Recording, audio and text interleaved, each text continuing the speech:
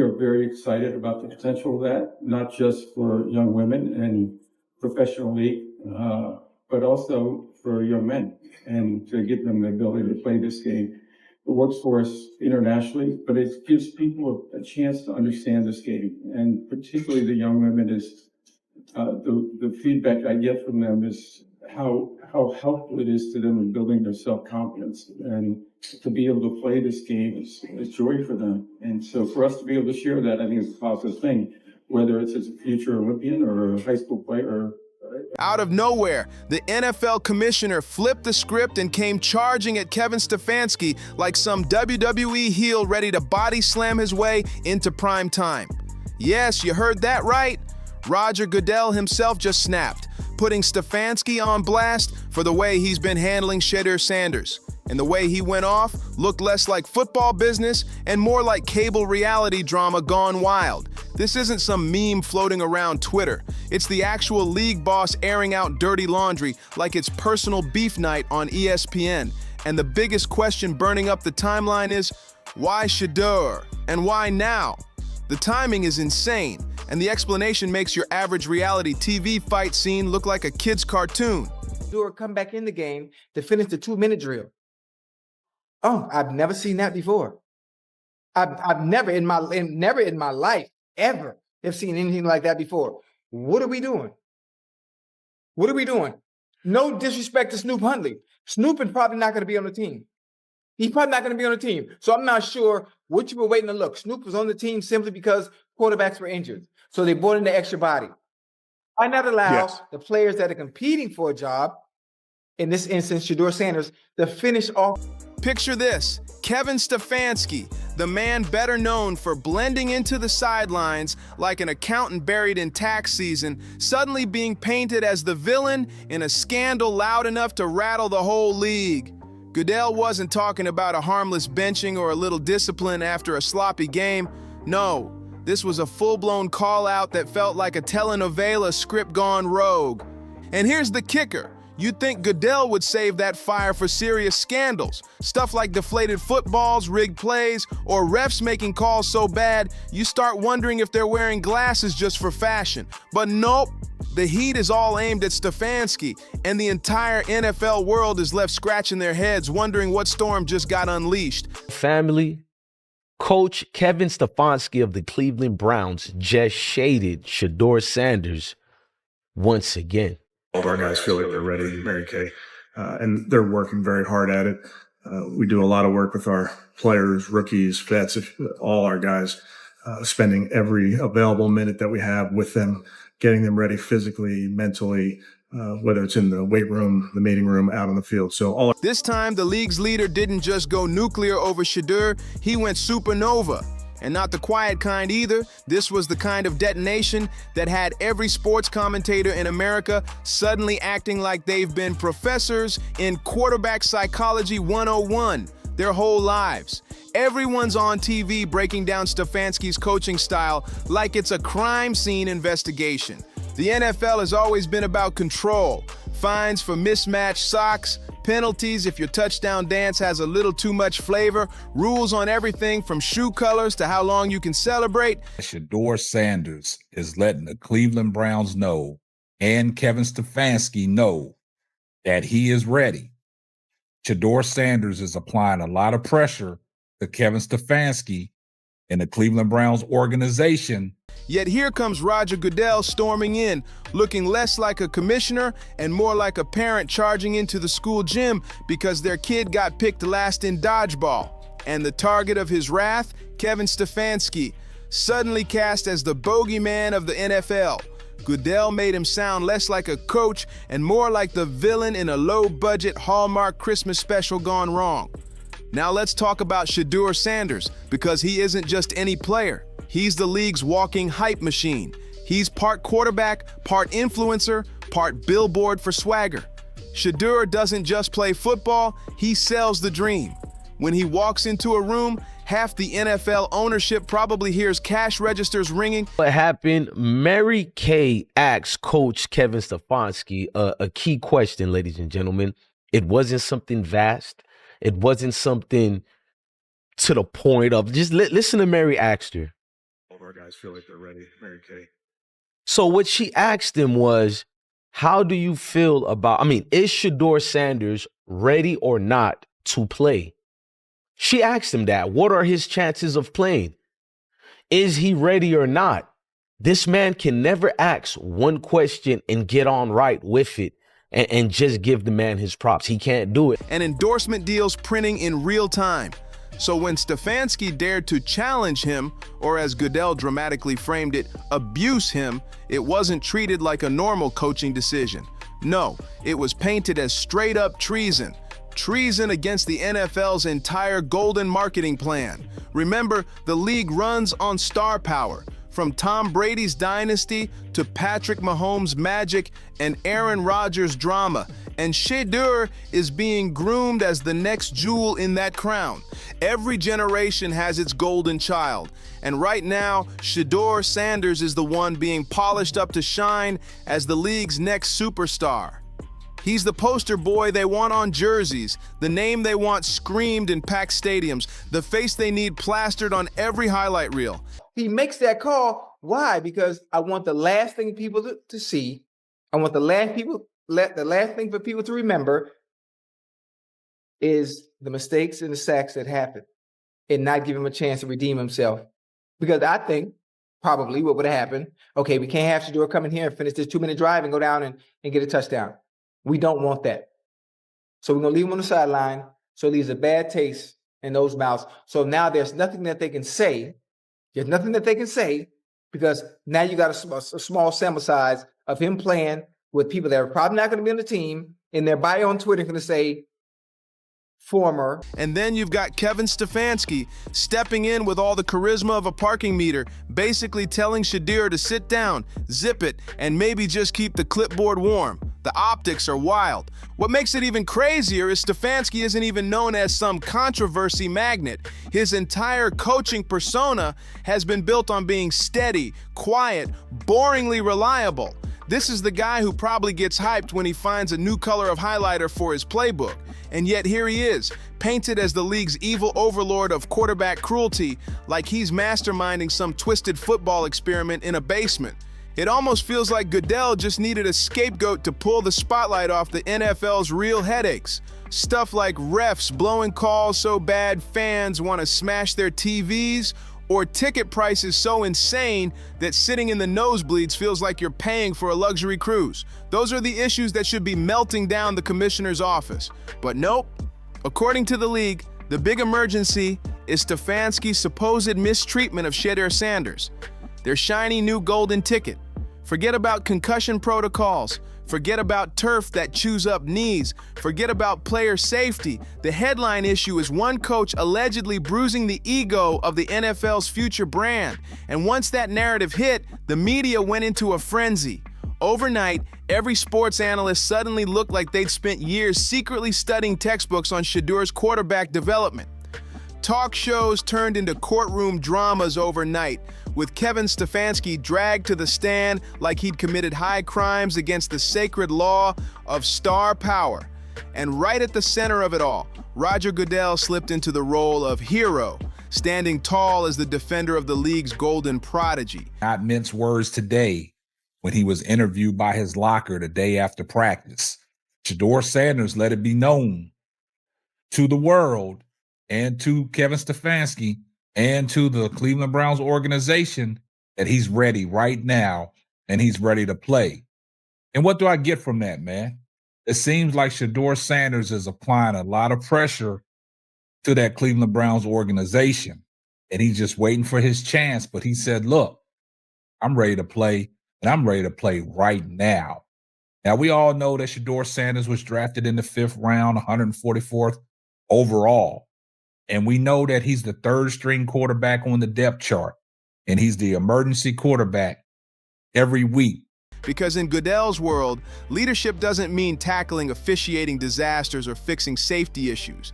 It means scolding a coach for not rolling out a velvet carpet every time Shedeur Sanders touches the ball.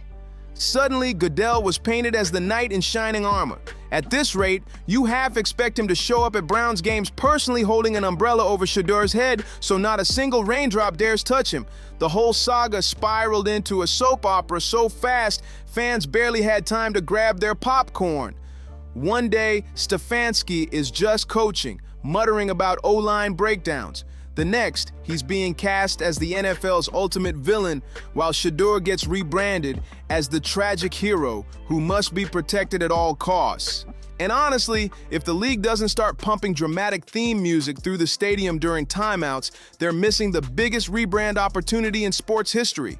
The NFL could outdo Bravo with the drama they've cooked up here. Meanwhile, fans are split right down the middle. Some are outraged, demanding Stefanski's head on a platter. Others are just laughing, pointing out the absurdity of a league suddenly crying abuse when it has spent decades treating players like disposable parts. And Shedeur? He's probably chilling somewhere with a smoothie in hand, watching his brand value explode with every headline. Because let's be real, nothing screams superstar status louder than the commissioner himself storming in to protect you.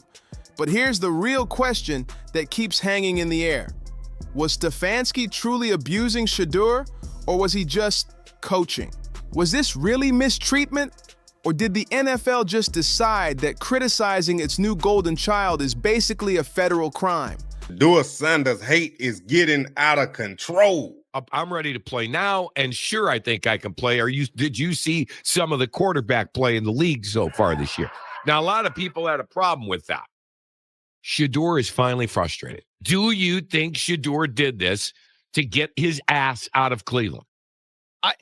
No, but you do? Chris, I kind of think there's something to it. I think he wanted to let people know, hey, I still think I can play. I still think, Chris, this is the first time this kid has ever sat the bench. The lines are so blurred now you half expect Congress to open up official hearings titled Shedeur Sanders versus Kevin Stefanski. Shedeur isn't just a quarterback anymore. He's a storyline, a marketing campaign, a future documentary with slow piano music swelling in the background. And somehow, Stefanski, whether by accident or by stubbornness, messed with the league's carefully written script. That's why we're here, watching Roger Goodell rip into him like it's the single biggest crisis facing football today. And let's be real, it's hilarious because everyone knows this blow-up isn't about protecting Shedeur's well-being, it's about protecting the brand. The NFL wants their shiny new superstar spotless, polished, and untouchable. Stefanski just happened to be the unlucky guy who forgot the #1 rule. Coaching your quarterback and protecting the NFL's golden marketing plan are two completely different jobs. The villain arc of Kevin Stefanski is something nobody saw coming.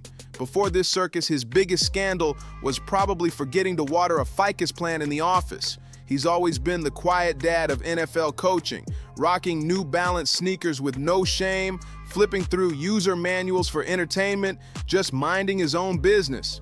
But now, thanks to Roger Goodell's meltdown, he's been rebranded as the Darth Vader of quarterback management. And the fans, they're devouring it like it's the next Marvel blockbuster. It's so over the top that you almost expect CNN to interrupt programming with breaking news alerts, dramatic drum beats, and flashing graphics. The media loves this chaos because it's the perfect playground for them. One day, Stefanski is the evil dictator strangling talent. The next day, he's the misunderstood genius who dared to stand against the NFL machine. It's the ideal cycle: outrage, backlash, redemption, repeat. A never-ending soap opera. Concern myself with outside type of things. But I'm committed to his development, just like all of our rookies. So we'll continue to focus on getting our guys better. And that's what we'll stay committed to. And that's what's important to me. And did you, I'm sure you kind of answered this last night, but why didn't you keep him in for the 2-minute, or why did you decide to take him out? Yeah, nothing more than decided to give Snoop some work at the end. Only this one comes with bad lighting, worse acting, and millions of viewers glued to every twist. And Shedeur, he's been cast as the tragic hero in this soap opera, the shining quarterback betrayed by the cold coach who just didn't believe in him. Forget about X's and O's. This is Shakespeare with shoulder pads. Meanwhile, Roger Goodell is parading around like he just saved a puppy from a burning building, acting as if scolding Kevin Stefanski somehow secured the entire future of football. Never mind that every single week fans are losing their voices complaining about botched calls, inconsistent penalties, or games dragging on longer than a Lord of the Rings marathon. Nope. In Goodell's world, the league's biggest crisis isn't player safety, officiating disasters, or overpriced tickets. It's Stefanski allegedly not giving Shedeur enough hugs after practice, and the wildest part, nobody can even clearly define what Stefanski actually did that was so unforgivable. Did he bench him? Did he raise his voice? Did he make him run extra drills in the rain? With no details on the record, everyone just filled in the blanks with their wildest imaginations. Some fans started spinning stories about Stefanski running full-on military boot camps, punishing Shedeur with push-ups for every missed throw. Others swore the crime was his soul-crushing cold stares that could allegedly shatter a young quarterback's confidence forever. None of it was backed up by facts. Football fan, we clearly know what you did. We clearly know that the plays that you gave for Dylan Gabriel, throwing the check down underneath to make him look good. Same plays for Flacco. Then you throw Shedeur in the game with a tight end whose name ain't even on the roster? And some other player? But honestly, who cared? The narrative was way too juicy to let truth ruin the drama.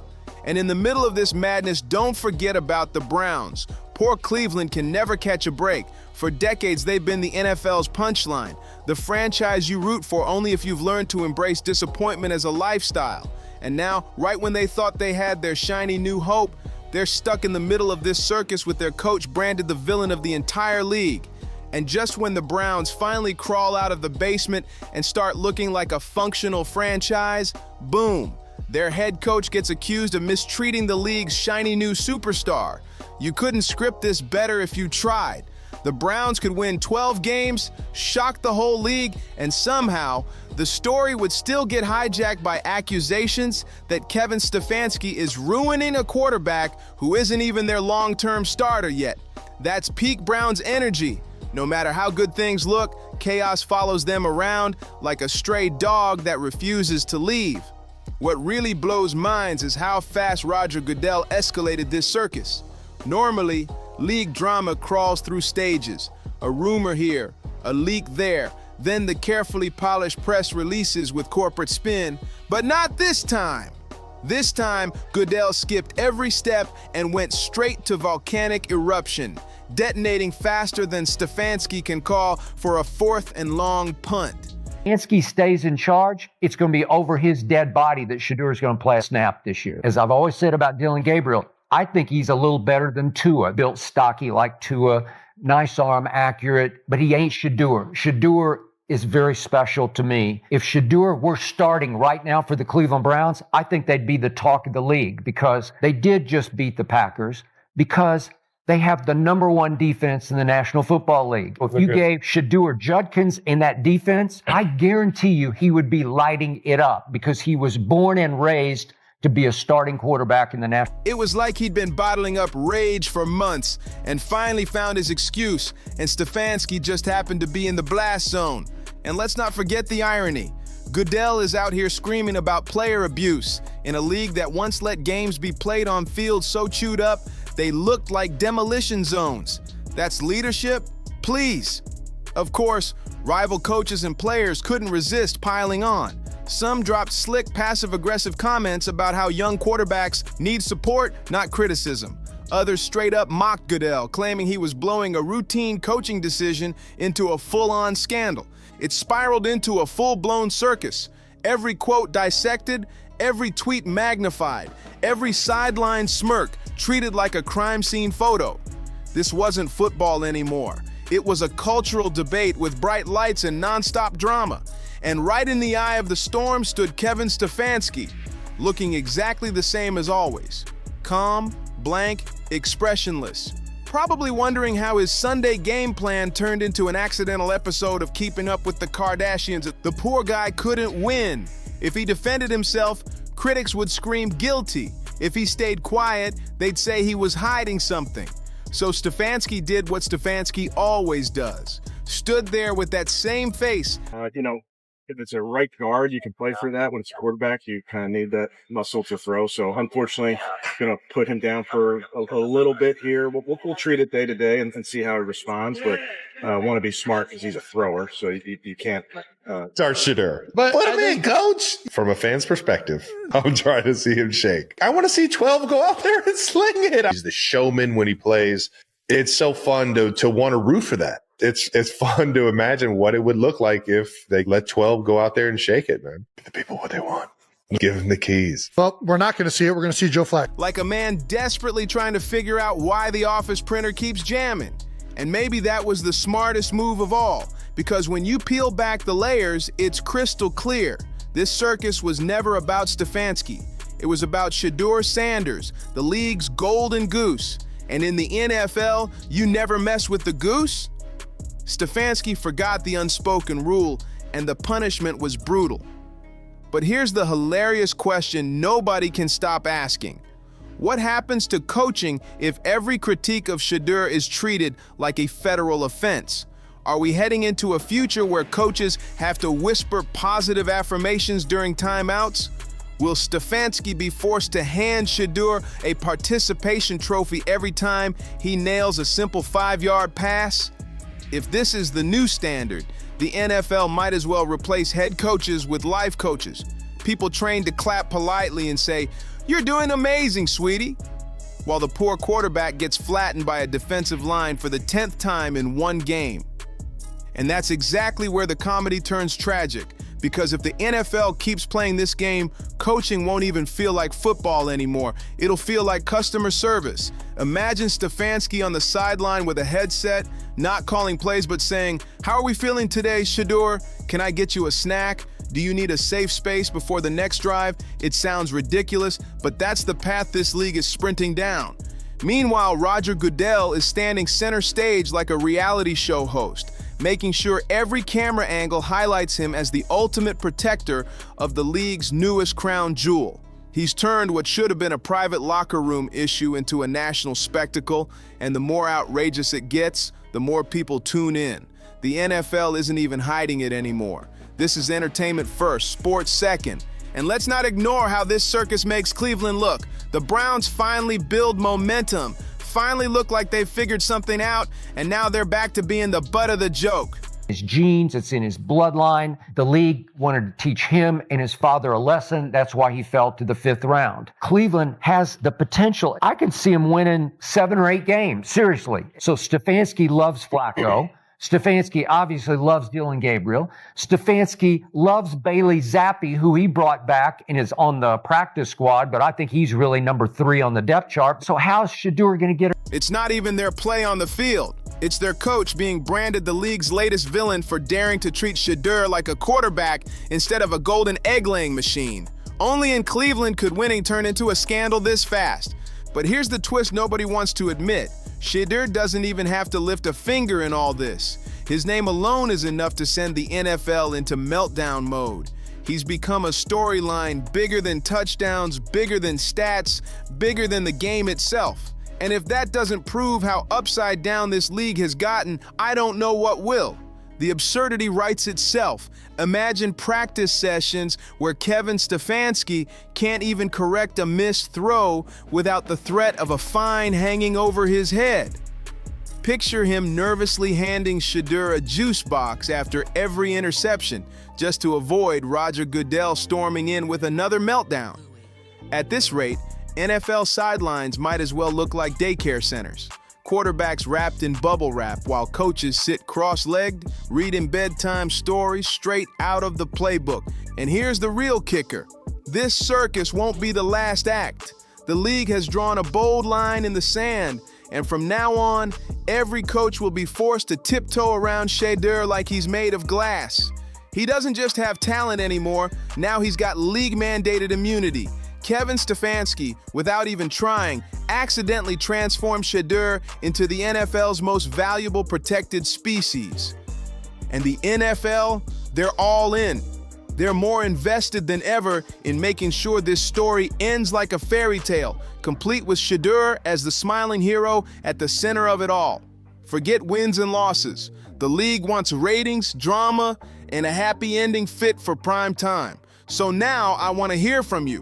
What do you think about this madness? Was Stefanski really wrong, or has the NFL turned into one giant reality show? Drop your thoughts below. And if you made it this far, you already know what to do. Don't forget to like, subscribe, and share. And of course, I'll catch you on the next one.